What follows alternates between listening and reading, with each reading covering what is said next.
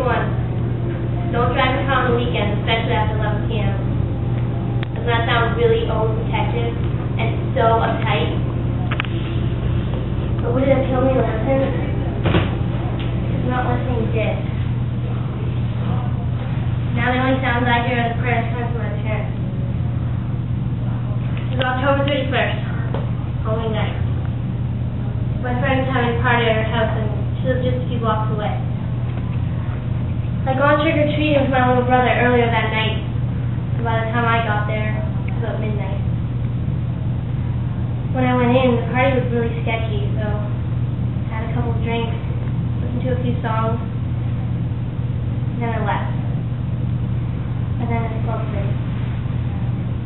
My parents always told me if I was ever at a party or anywhere, and I didn't feel comfortable, that I could always call them no matter what time it was or where it was, and they would always come get me.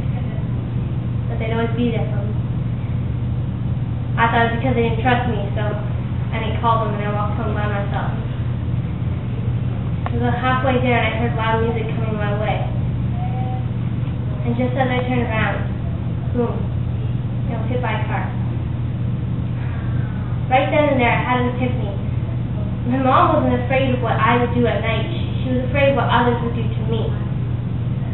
And I was so mad, because I knew I would never get to say I love you to anybody ever again. I mean, the last time I said I love you was to my little brother. I probably didn't even know how much I meant it. If I would ever get married or have a family, and never be the lawyer I've always wanted to be. I'd never get to know what it feels like to get dumped, or to ground my kids just because I felt like it. I never get to chase my grandkids around with my walker. I never got to live. For the last few moments of my life, there I was, just hidden between a car and a concrete post. And at 12:51, I could see right into the car's window, and I saw the driver staring right at me.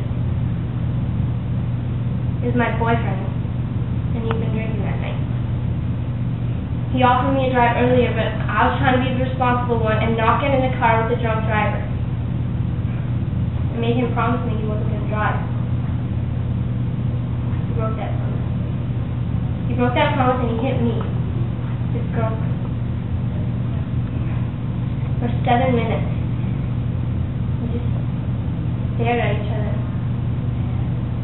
And then finally the ambulance came, put me on the stretcher. It was 12:59. I was on my way to the hospital. The medic, she looked into my eyes, and she had tears in hers. She kissed my forehead.